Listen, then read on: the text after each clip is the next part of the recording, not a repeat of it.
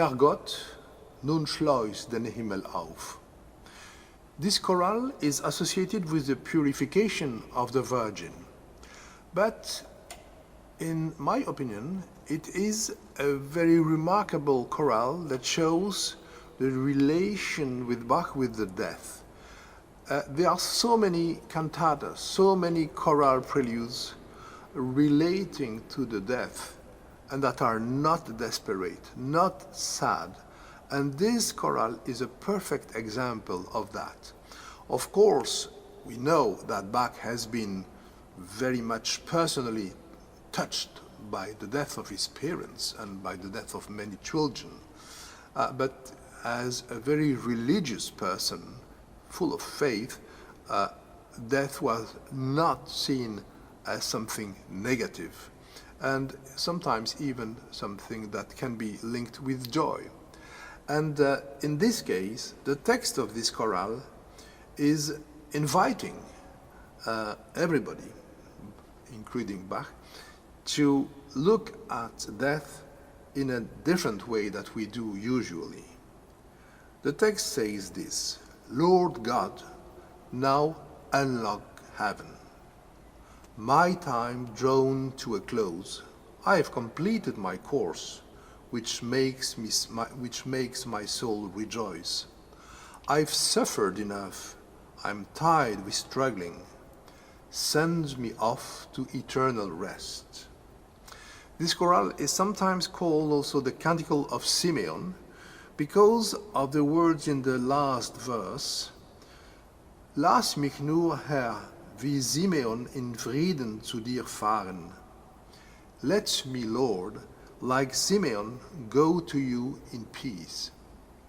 So it is a chorale linked to maybe this, the tale of this old man, Simeon, arriving at the end of his life, maybe tired of the life, tired of all the sufferings, and looking at the death as a sort of a beautiful ending and a beautiful transition passage.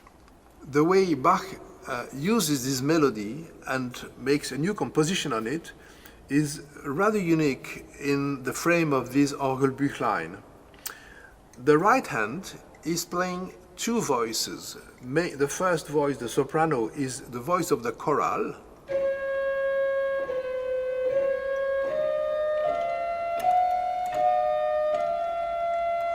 The alto is going together .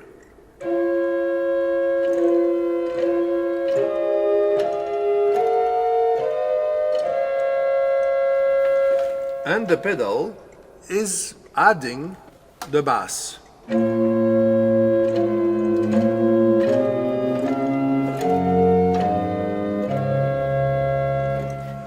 But not that simple, because the pedal will bring a rhythm that is very rare in a way, with a lot of syncopes.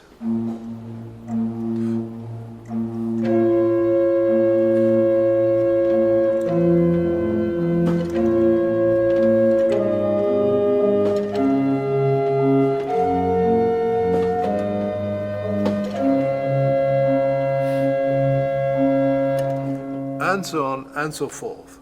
But the most interesting part in this chorale is what the left hand will play. It's based on one motive that is repeated and transposed and transformed a lot.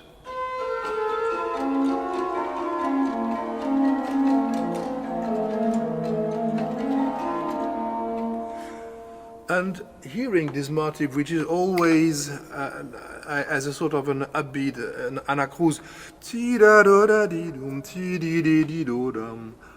I feel something of an old man, being tired, you know, and I don't think so much that Bach has been trying to illustrate visually a lot of things in these chorales. There have been a lot of writers like Albert Schweitzer, for example, trying to see that Bach had really images. But in this particular case, I feel even in the rhythm of this, and with the combination of the left hand and the pedal, something that maybe is related to the very old age, a very old man.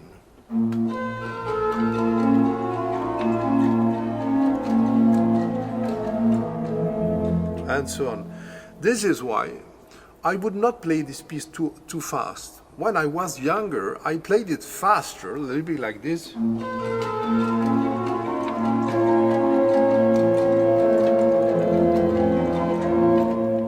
And it's not bad, it's beautiful music. But I think then we lose a little bit the expression of this particular piece that's really absolutely amazing, because also harmonically, Bach will bring unbelievable things, and typically he waits to the end to really come to the harmony climax, and I will show you how he prepares that in the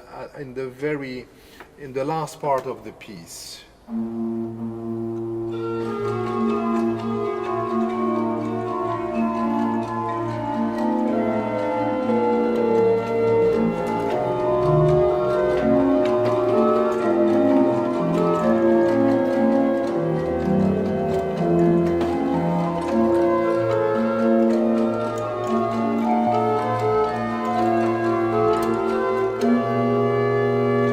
And you hear the harmony, which is becoming more expressive. Is it painful? I don't know, but I think it's just amazingly beautiful, and it goes on.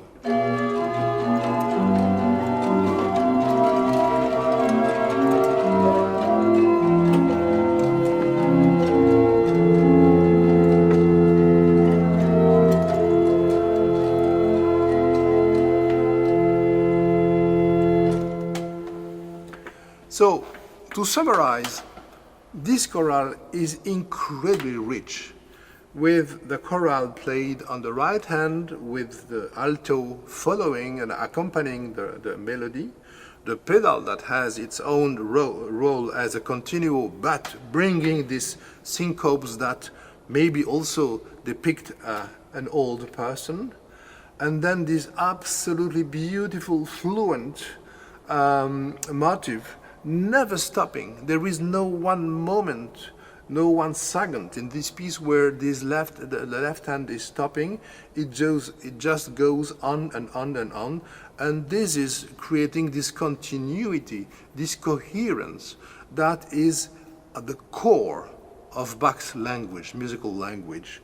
I think if we had to try to describe what makes Bach's music really unique and special, I would say that there are many things, of course, but probably coherence, the search for coherence, continuity, and of course expression.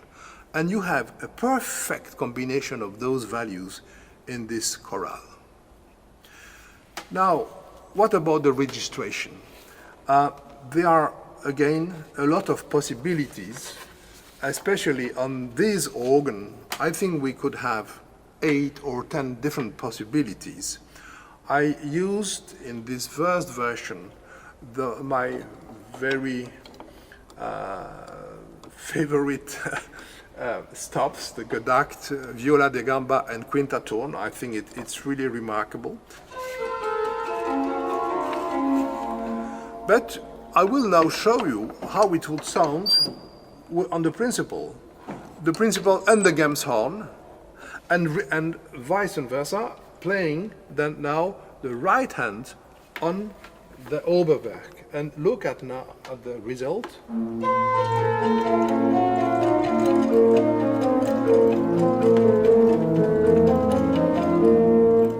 With the right hand.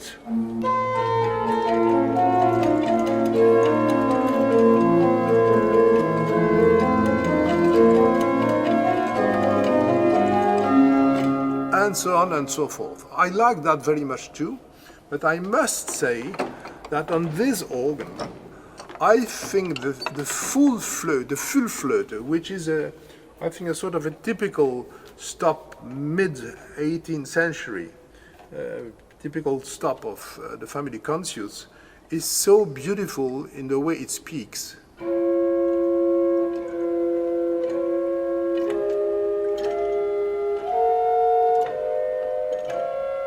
And even if you add other registers,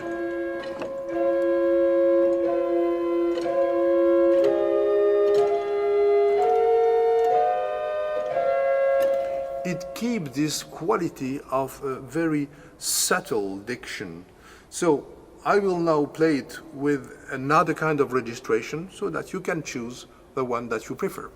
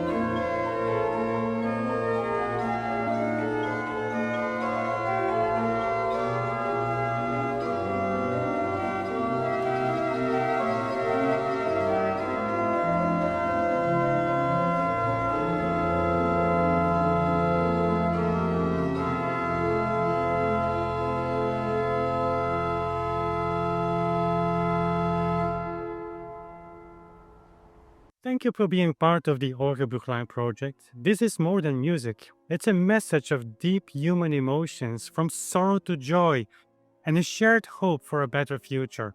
At the Conscious Foundation, we believe everyone deserves a peaceful home, and we think that music has the unique power to unite people in harmony.